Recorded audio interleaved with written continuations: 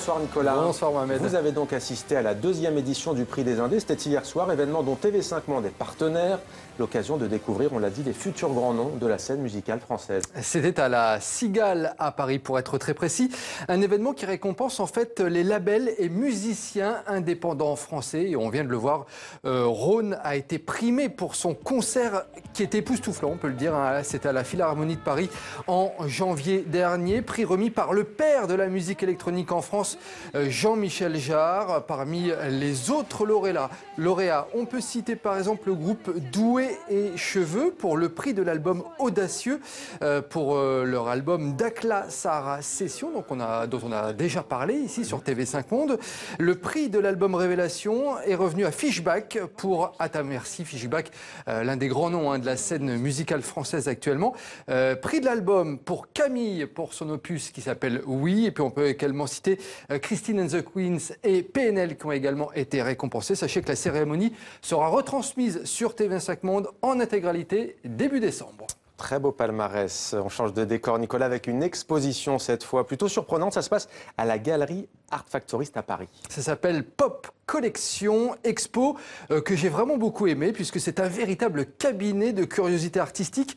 Au total, 300 œuvres de 80 artistes différents ramenés par Pascal Sommade, le commissaire de l'exposition, lors de ses voyages à travers le monde. On retrouve les œuvres d'artistes connus comme les Français Hervé Di Rosa ou Robert Combas, mais la partie la plus intéressante, ce sont toutes les pièces présentées qui ne sont pas des œuvres d'art à la base et qui sont réalisées par des anonymes, comme ces pièces de tissu réalisées par des prisonniers mexicains et destinées à la base à leur famille ou à leurs proches. Et puis les blousons de punk que l'on voit actuellement, que les amateurs du mouvement réalisent eux-mêmes avec des clous, des badges ou encore des têtes de mort et qui deviennent au final de véritables objets de collection et aussi un marqueur d'une époque et d'un mouvement musical. Mais mes pièces préférées, ce sont des affiches de cinéma du Ghana réalisées par des peintres locaux sur des sacs de farine. C'est tout simplement exceptionnel. Écoutez justement à ce propos Pascal Sommade, le commissaire de l'expo, il nous les présente et c'est assez surprenant. On voit derrière moi des affiches, donc c'est des affiches de cinéma qui ont été faites au Ghana sur des vieux sacs de farine. Donc il y a deux formats, c'est peint soit sur un sac, soit sur deux sacs. Et c'était comme au Ghana, ils n'ont que des films pirates, donc ils n'avaient pas d'affiches, ils n'avaient rien, pas de promo, rien du tout. Et donc ils demandaient au peintre de faire l'affiche du film. Et ça, c'est un art qui a duré 20 ans, des années 80 jusqu'aux années 2000. Ce qu'on voit là, c'est un symbole déjà parce que c'est de la peinture de chantier qui récupère.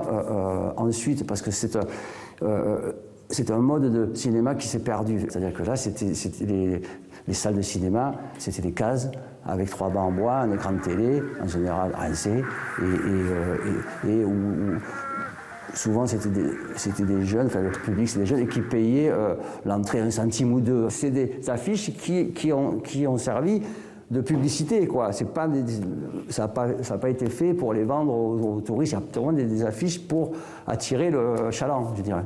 Par contre, eux ne se disent pas artistes. C'est des artisans. Ils travaillent sur commande.